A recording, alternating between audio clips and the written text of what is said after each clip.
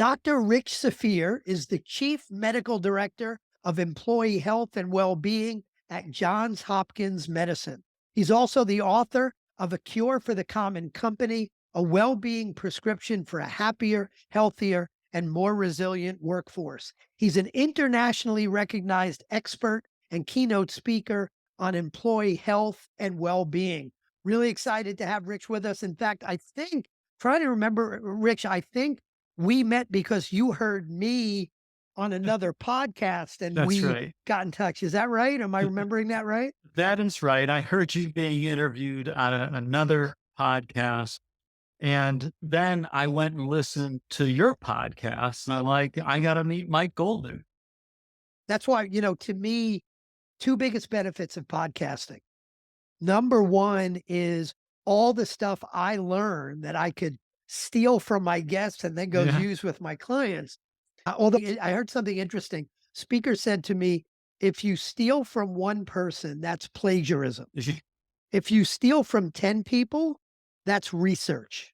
So Very I good. steal all the time. I just try to steal from 10 people. But best part about podcasting is all the great stuff I learned from my guests. Second best thing is the network. And I guess I want to start with kind of a basic background question, which is, as a doctor, why did you decide and when did you decide to focus on employee well-being versus maybe some of the more typical routes? I've got so many different answers for that, Mike, but I'm going to give you an answer I've never shared on any other podcast. When I was in middle school, my father worked for a industrial company. They produced different plastics. They had a poster contest. It was a employee safety poster contest. And my poster, which had to do with wearing safety glasses to protect the eyes of the workers, I won first place. And so part of me thinks that early artistic success in my childhood had something to do with where I am today. Now, the more likely answer is that in college, when I studied nutrition, I learned not just that apples were healthier than donuts, but that food and the way we eat is influenced by a much bigger system around us, our communities, the people we live with. And really, that parlays nicely into the fact that we spend most of our waking hours in the workplace. And so, after being in practice family medicine for 2 years and realizing that my patients were coming to me from work and running back to work, I was like, I'm in the wrong place. I should be working inside a company where they're spending the whole day, not just 15 minutes in the doctor's office.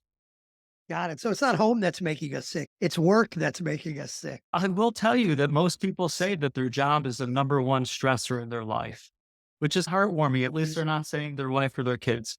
Yeah. So what does, again, kind of starting with the basics, when we talk about employee well-being and you talk about a well-being culture at work, what do we mean by that? What does well-being mean? Well being is a journey, and everybody's well being can be defined individually. But well being is a state, it's a state of mind, body, soul, spirit, however you want to define it. And our well being changes throughout our lifetime, throughout our day, even. I'm not giving you the Webster's dictionary answer. I'm giving you the much more philosophical perspective of well being. And why as leaders, right? The focus of this show is better Mhm. leadership teams. So Yeah. that's the lens we're going to take.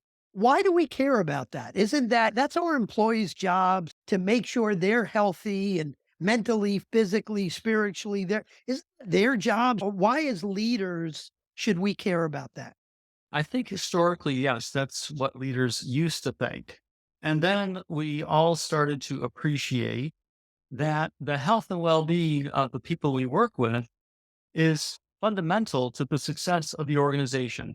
It's actually also fundamental to our own well being.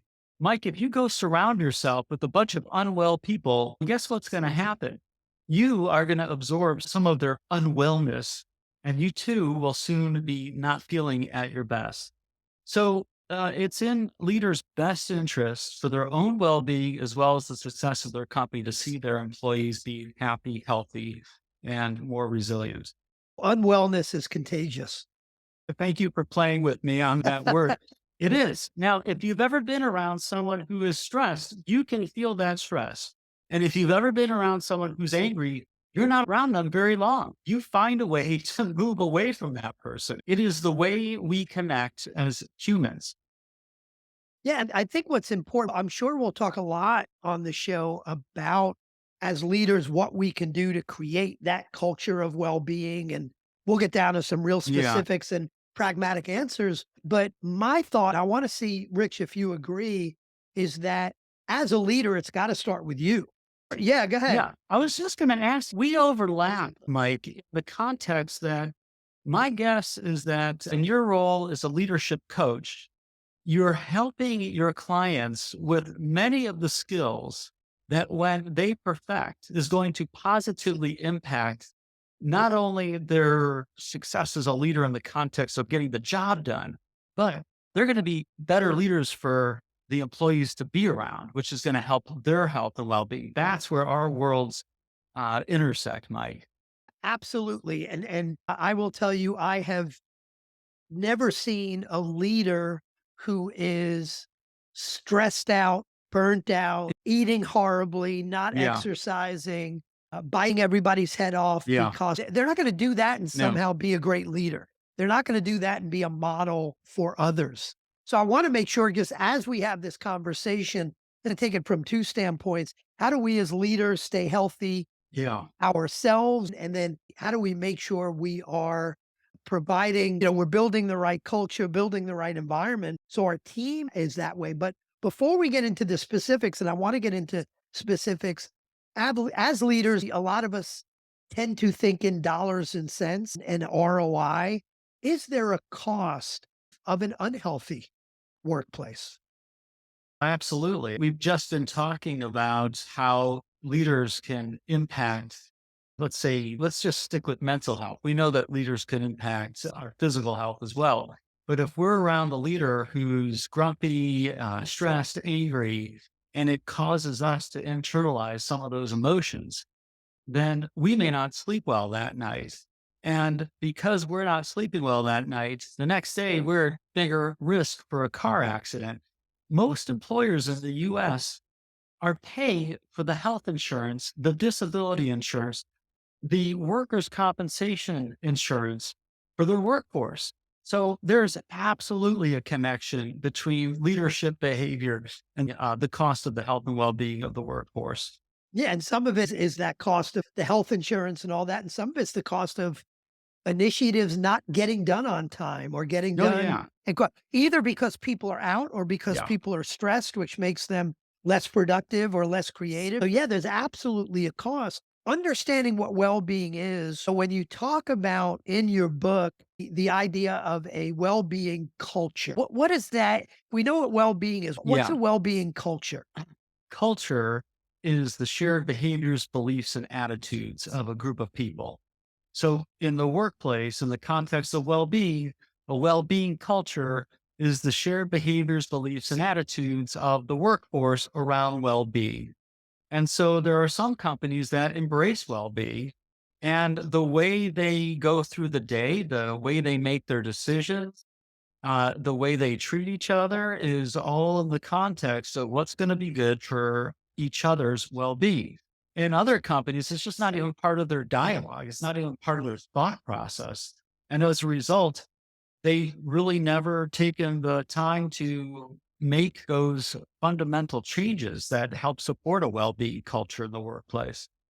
So Yeah. what are some of those, Yeah. and I'm sure we can't talk about all of them, but we'll No, talk about a number of them. What are some of the changes we could make to create that culture? I'd like to think of it in six building blocks. And so the building blocks aren't a specific change, but the building blocks are a collection of changes. And for the sake of your work, leadership engagement is one of those building blocks. Now, even though leaders are responsible for the other five building blocks as well, there are some specific things that leaders can do to support a well-being culture on their teams and in their workplace. And so one of them we've already talked about, and that's practicing self care.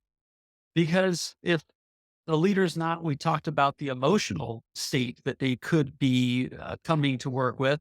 But let's talk about their physical state. If leaders aren't exercising and they're not eating well, they're not going to be able to do their best work.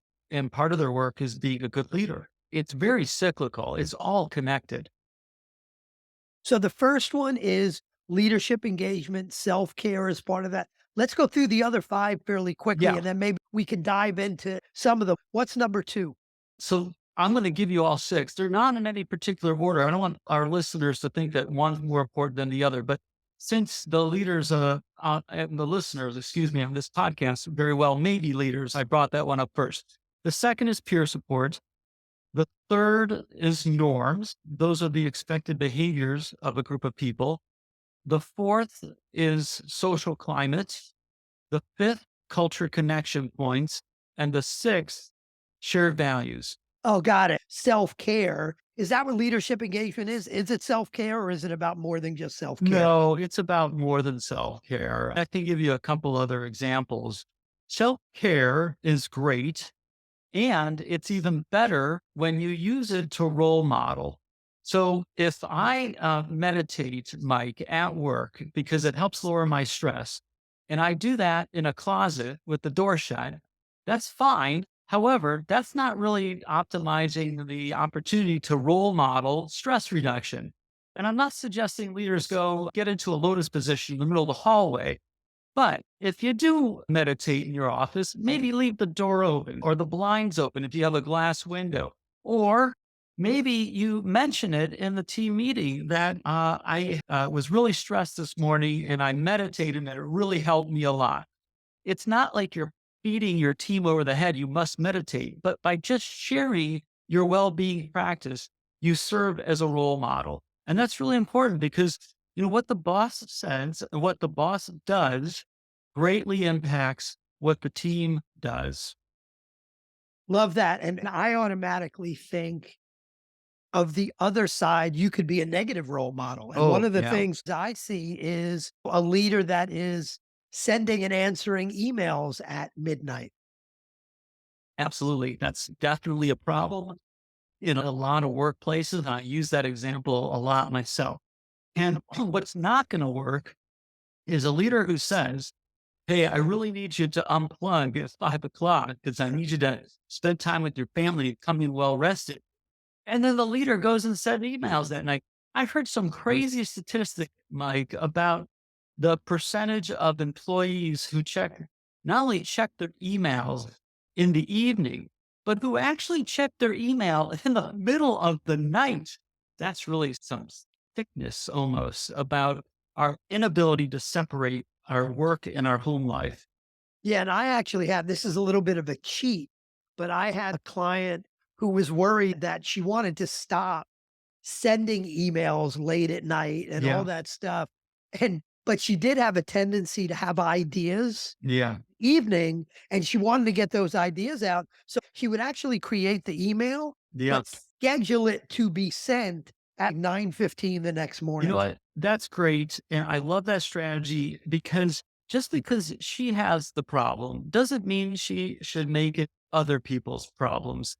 Some people put a pad of paper on their nightstand and just scribble it down with a pen or pencil during the night, whatever it takes. But just recognize that you are struggling with your own well being. Don't make it worse by creating well being problems for other people. Love it. Let's move on to actually another question jumped in my head that I think is an important one. I was going to move on to peer support, but let's stick to leadership engagement for a minute. So I was in a meeting this morning with a group of CEOs, and part of what we were talking about is vulnerability. Oh, The yeah. idea of as a leader, it's so easy to put our superhero cape on Yep. and we're perfect. We have no problems. Yeah. And the problem with that is now your team thinks they need to be perfect too. There's no psychological safety there and things break down. So when it comes to this, I think it's an interesting, maybe it's a conflict, maybe it's not. Well, when you talk about modeling healthy behaviors, but if you as a leader are feeling stressed or Yes. overwhelmed or burnt out, should you share that with your team? Should you not share that with your team? Is that a good thing or a bad thing? So I do include vulnerability and trust as leadership engagement responsibilities. So Mike, you and I are lockstep together. And you remember that example of the leader who was doing meditation in the closet? Yeah. I also followed it up with, if they're not seeing you meditate, tell them at the meeting that, hey, I was really stressed this morning. I'm a big believer of vulnerability so much. I share with the world my problem with chocolate addiction in my book, A Cure for the Common Companies. Because you know what? When you all see these well being people on LinkedIn or wherever they are, guess what? They have challenges too. They may not be willing to show them, but everybody's human. We all put one leg of our pants on at a time.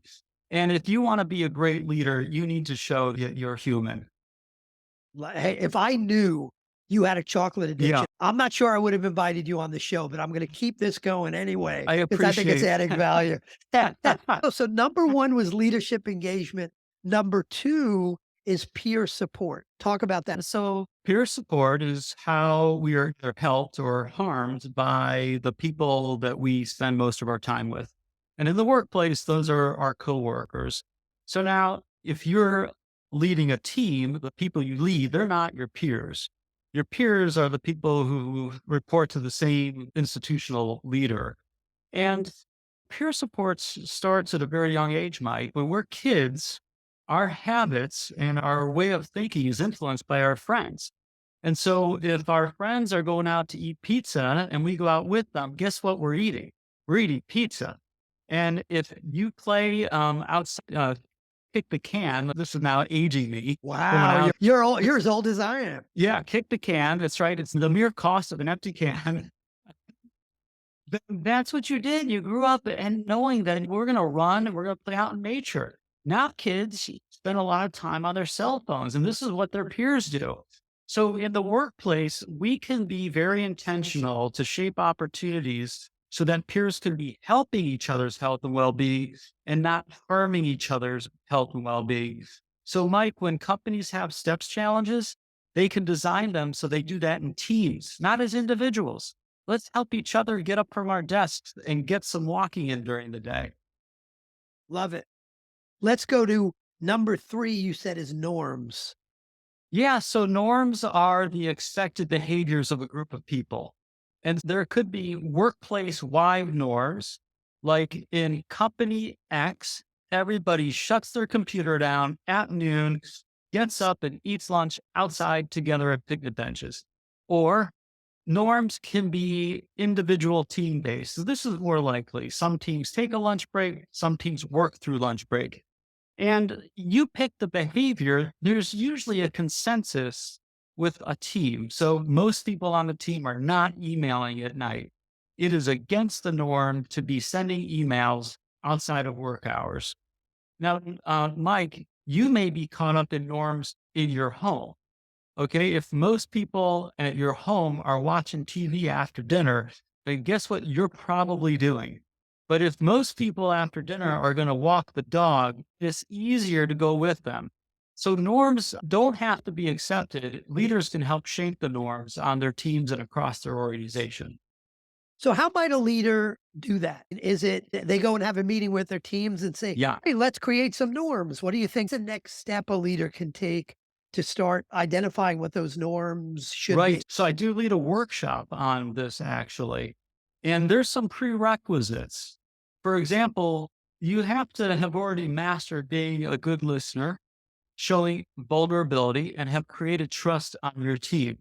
So, Mike, this is actually a budding relationship between you and I, because I'm sure those are things that you're working on with the executives that you coach. And then you get to the point where you're capable of initiating that conversation with your team. So when you go into that conversation, you should already have on your mind things that you've heard people on your team say and things that you've observed. If you've observed people never taking a break at lunch, you know that could be a potential norm that you want to change. Or if you have heard people complain about working on the weekends, and again, go into the meeting with some ideas, but don't put your ideas on the table. First, ask the team. Make sure that they feel like they're going to be heard and have an open forum. Show some vulnerability because you want them to know that you are challenged as well. And you're going to facilitate a discussion where ultimately you land on a norm that everyone desires. It's achievable because you don't want to pick the hardest norm to start with because you want an easy first win. And then you need to put in place what I call culture connection points. These are the nudges, the tools that make it easier to maintain the desired norm. You mentioned a culture connection point, the physical email and using the timed release of the message. That's a culture connection point that can keep people on task. And then you need to have a pledge. Everyone's got to sign off on this. And then you're going to need to have a measurement to see if it's actually working. It's not as easy or quick as I just rattled off, but there is a process to going from one norm to a healthier norm. Yeah, and one way to think about it is, I've got to have this meeting to figure out what all of our norms are. That might seem overwhelming, and my guess is you may or may not do a great job of it if it's Yeah. this. What I've seen is it can be more specific than that. It could be, let's create some norms around after hours email.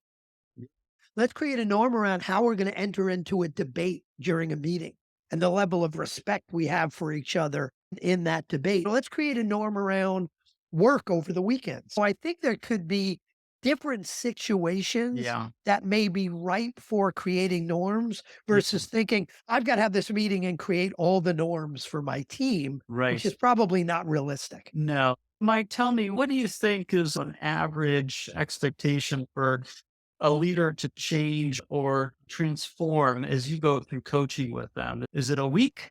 Is it a year? Or is it somewhere in between? Do you want to give me a more specific question or do you want me to answer it big picture? Well, I think it speaks to the idea that different norms will take a different amount of time. But Yeah. to your point, you don't want to go into a meeting thinking, I'm going to solve all the norms today. Culture building on teams takes a long time. And I would hardly believe it would take only a week. And we're talking at least a couple of months and probably safely within a year.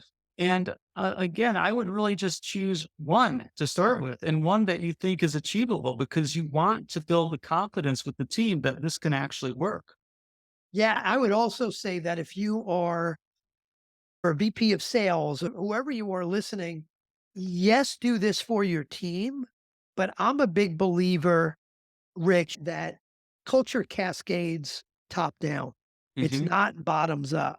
So that if you are not modeling these norms, values, if you're not modeling a healthy culture as an executive team, it's not getting better as you cascade down, it's getting worse. So if you are someone who is on that executive team and you want to do some of this with your team, absolutely go do that. But also look around to your peers and to the CEO and do these things as an executive team because it's a much better chance you're Oh, all yeah. then going to model that behavior and cascade it down. Oh, Now, that's going to make it much easier for you as an individual leader when you know your peers are doing it as well.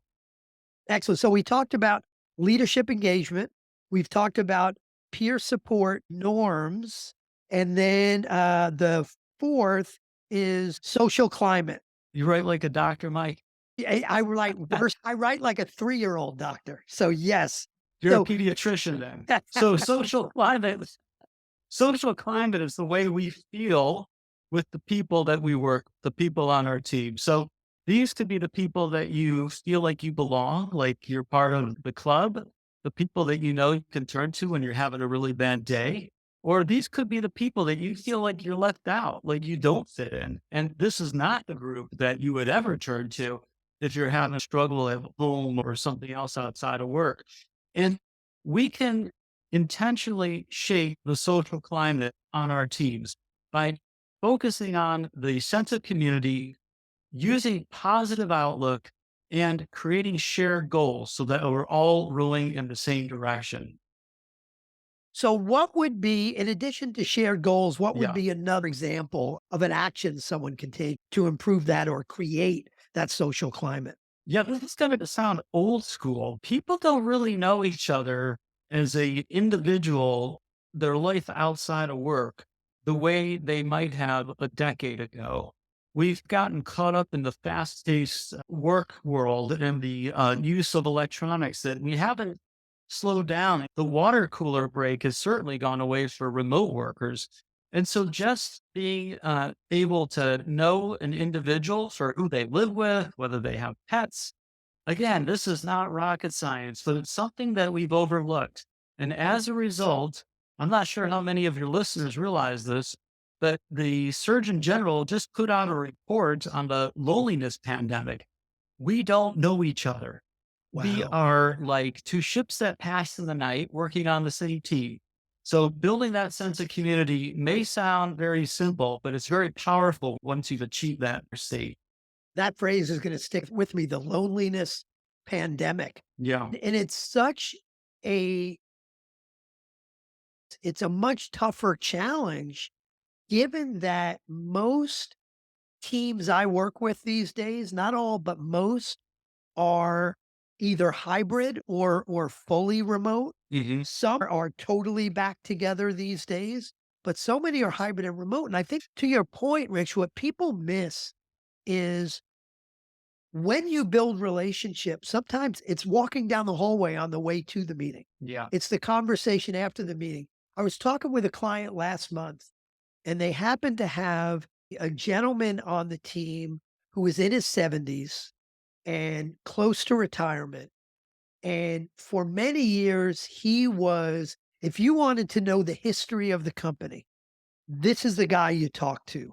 And the conversations around the quote unquote water cooler with this gentleman were some of the most rewarding conversations that people would have. Now they're hybrid. People don't go out of their way to call this guy to have the conversations because you just happen to be Yeah. walking down the hallway or you happen to be at the vending machine in the dining area and you'd have these conversations in a remote environment and a hybrid environment. We miss that. So are there things you've seen that maybe you've done at Johns Hopkins or you've seen in other organizations to force sounds like a bad word, but I'm going to use it anyway. Given that those interactions don't happen as naturally as they used to, Yeah. what can companies do to make sure they happen?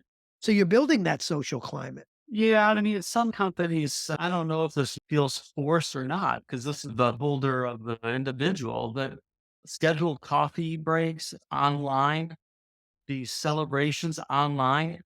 Personally, that wouldn't meet my well-being needs. Maybe it works for some people. I think that this is a very tough topic for leaders and employees to navigate, but I do think it needs to be navigated together. I don't think either one person or the other wins. And having a day of the week where people go in and so they're all working in the same physical space is really good for our well being. And it's good for collaboration and creativity. It will really help the team's effectiveness overall. Obviously, that's a little bit more difficult if you've got teams working remotely from around the country and not remotely in the same communities. But I would encourage leaders to think creatively for how the teams can be physically together at least part of the week or part of the month, because whether we realize it or not, we are not the same people when we're disconnected or not socially connected to the people we work with. And there's a loss. The screen is a loss. Yeah, and this what I'm about to say is certainly not enough. But I just had a conversation with a client this morning who went remote when COVID Yeah. happened, and they have stayed remote. They Yeah. decided they didn't need their office anymore. They stayed remote, and they've been talking for a while and haven't done it and finally did it about doing a company retreat. Now, this is a small company Yeah. with about a dozen employees, so Mm, this is not a big yeah. group.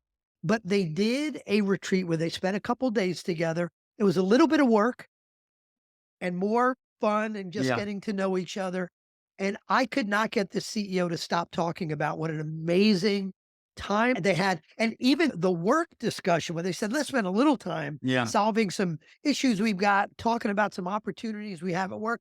Said it was the best conversations they've ever had because they were just in a different environment and it happened in between doing some social things and getting to know each other. Now, I don't think having a once a year retreat Yeah. solves the problem of social climate, but it is something to think about. These guys just could not stop gushing about how powerful it was. So that's something to think about. No, that's good. And I think that some brainstorming is in order. Let's figure out. Maybe it's not a 2-day retreat, but it's got to be something. Yeah. Okay. So the next one, number 5, is culture connection points. Say more about what you mean by that and give us some examples. These are the tools that we can deploy to help nudge our employees towards healthier choices and more positive thinking. And so, one of the major or most often used culture connection points is marketing communications. For example, the poster that says, take a lunch break. It's very easy to put up a marketing communications campaign, but it's questionable how effective they are. See, you want to use more than one culture connection point to help shape a norm. And, there's incentives, there's policies, there's symbols. So if you walk up to a vending machine and you see a green leaf on one of the sleeves, that's the healthiest choice in the machine and make it really easy. We can use financial incentives. Maybe you make the fruit less expensive than the candy bars.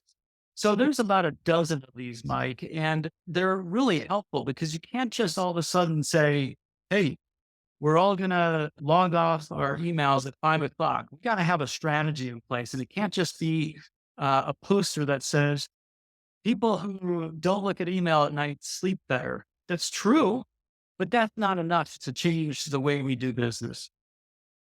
One example might be so one of a number of my clients use Slack Hmm. or they might use Microsoft Teams and they've got Yeah. different conversations going on or in Slack it's different Yeah. channels that they have. Right. And some of those channels are just for people to share what's going on in their personal life, some good news from their family, Yeah. things that aren't necessarily work related, but Yep. they are about building a stronger culture. People who are getting, is that an example of a culture connection point? Yeah. That is a tool. I would count that under marketing and communications. And, leaders and companies can intentionally shape the tools.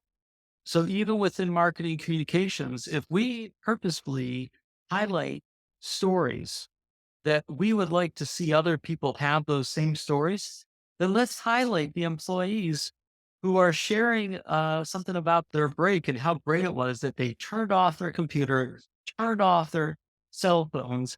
They literally took a full break. And that kind of reinforces the desired state. Slack and Teams, they have their purpose, and we can leverage those kind of communication vehicles to support messages that promote health and well-being as well. Excellent. Let's go to the last of the 6 building blocks, shared values. The shared values are the values that are shared both between the executive team or the board of directors and the general employee population. Companies have values, but it's not necessarily that those values are shared values. It's not uncommon for the board of directors or the C-suite to create or collect or cull the values that the whole company is going to follow. These are the guideposts that we use, which could be okay if those values support health and well-being, but often those values won't support health and well-being, and they could even go contrary to health and well-being.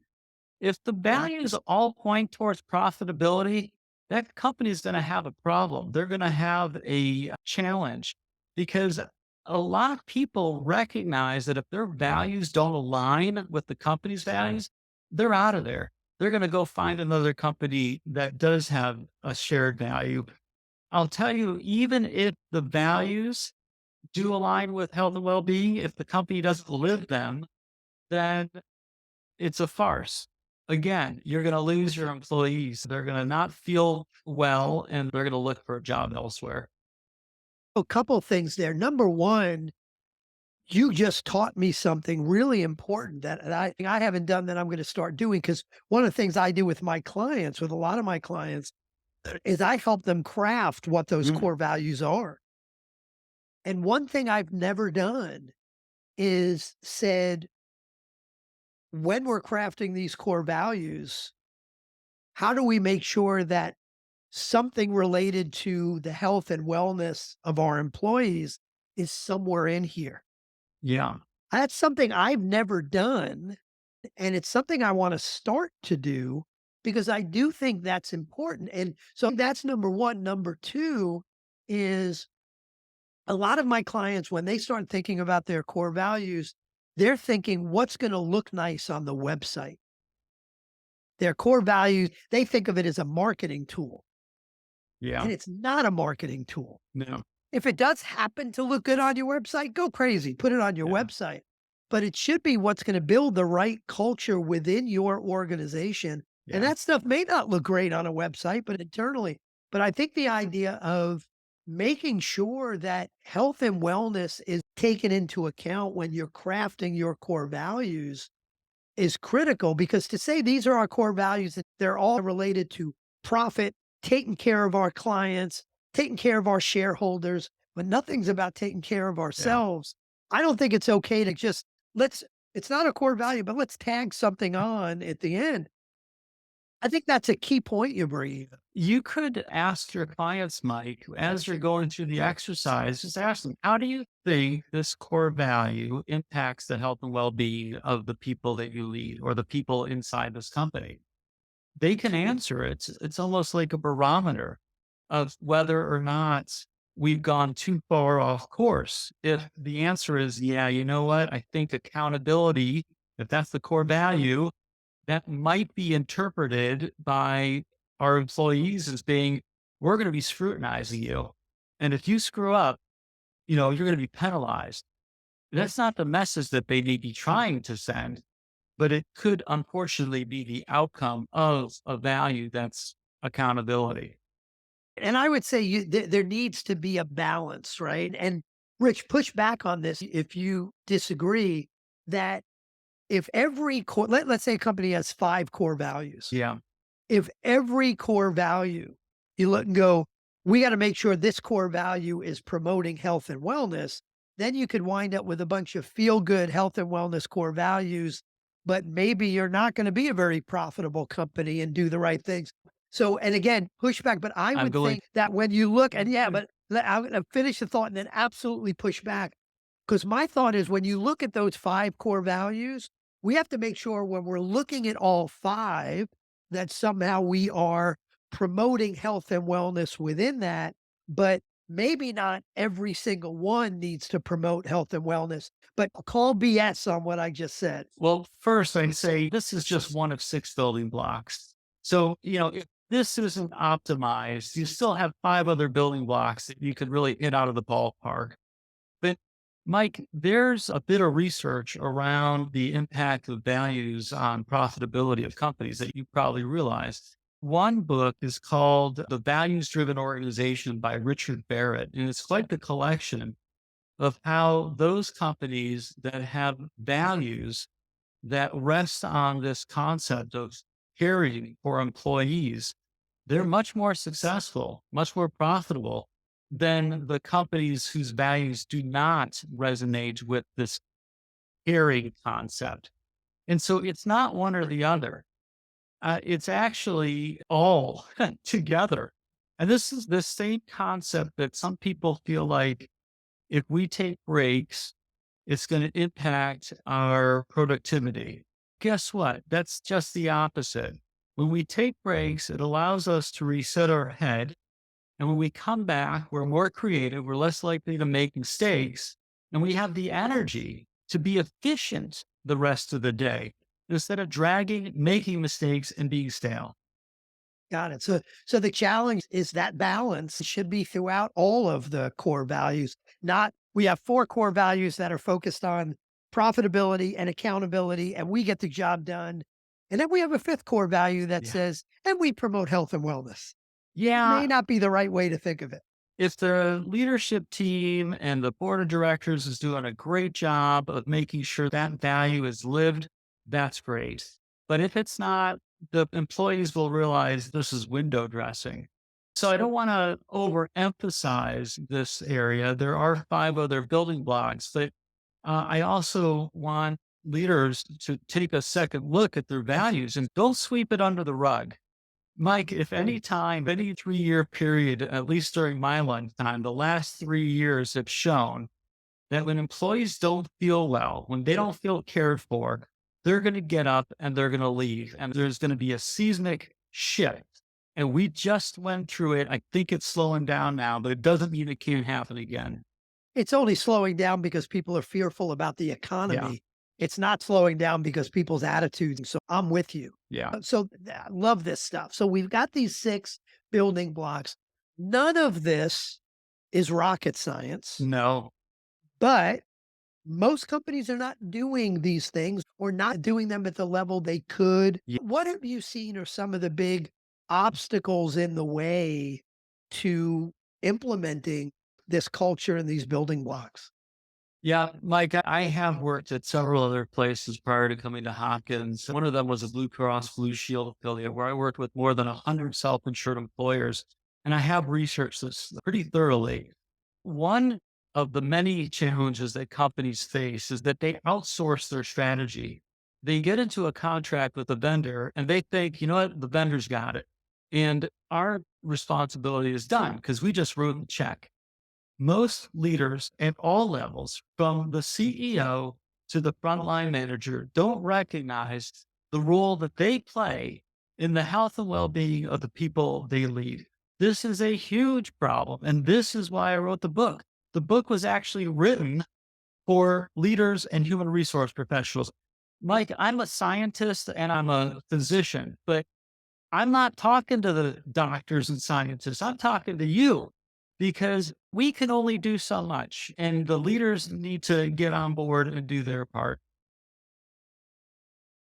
And what's related to that, one of the things I've seen is a CEO or business owner who says, "This is great. We're going to do this. We got to do some more health and wellness stuff."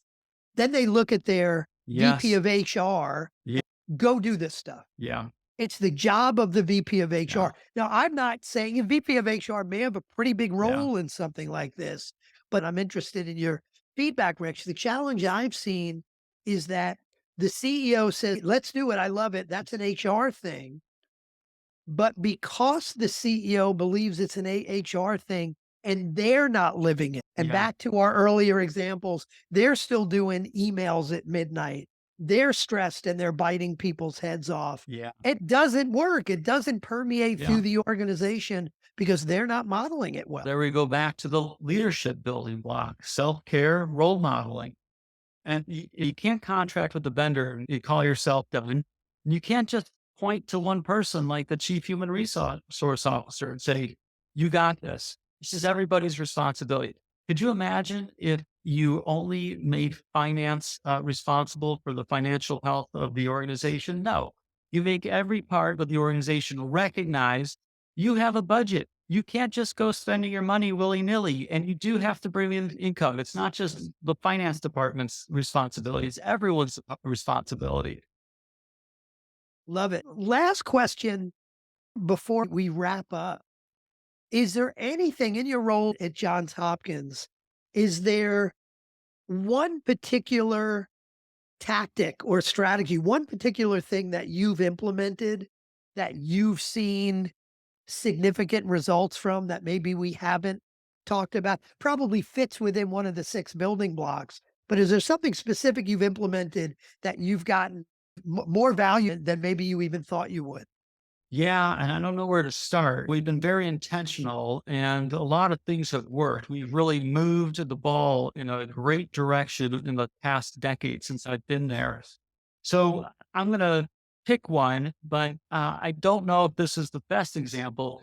Mike, a few years ago, before the pandemic, I started to make the case that we should bring in a certified mindfulness instructor to have inside as our own resource. And it took a couple of years. And wouldn't you know it, 6 months into the pandemic, it was approved. And now Jen is one of our best assets. We have hundreds of people joining us on Mindful Monday at noon to do a group 15-minute mindfulness exercise. And she is busy going from one team to another, including executive teams at their retreats to help them better understand what mindfulness is, how to bring mindfulness into the workday, and doing the mindfulness exercise to make it real. And I'm very grateful both that the institution has supported us by giving us the budget for our certified mindfulness instructor. And I'm grateful for Jen's talents. And I'm grateful for the openness that the leaders across the institution are giving to invite us in to share this resource. And Mike, we've built it in to so many different parts of our strategy now. We've built in breathing exercises into new employee orientation, to new manager orientation. We have mindfulness messages on our employee ID badge holder, on LED screens in our hospitals. We've really integrated it into the way that we're thinking, and it's sticky and it's really helping. I love that. When you do something like that in new employee orientation, people are like, oh, I guess these guys are really serious. Yeah, we are serious. We try to infiltrate all aspects of our organization. And this is what it takes to build a well-being culture. You don't just make it. Listen, our Mindful Monday is super popular, but it's not just about those 15 minutes. It is woven through the way we do our work. Beautiful. Beautiful. Great stuff. I'm sure we could spend another hour talking about examples, and maybe we'll do this again one Yeah. day, but this was amazing. How could people find more about you, more about your book? Where should they go? Thanks. If you can spell my name, Richard Safir, SAF as in Frank, ER as in Richard. If you can spell richardsafir.com, and that's a good place to start. You can check out A Cure for the Common Company, a well-being prescription for a happier, healthier, and more resilient workforce, wherever books are sold. And I'm on LinkedIn, Mike, and I've seen you there. I love watching some of your videos. Excellent. Excellent. Well, hey, Rich, this was amazing. Thank you so much for doing this. Thank you. I hope to work together again.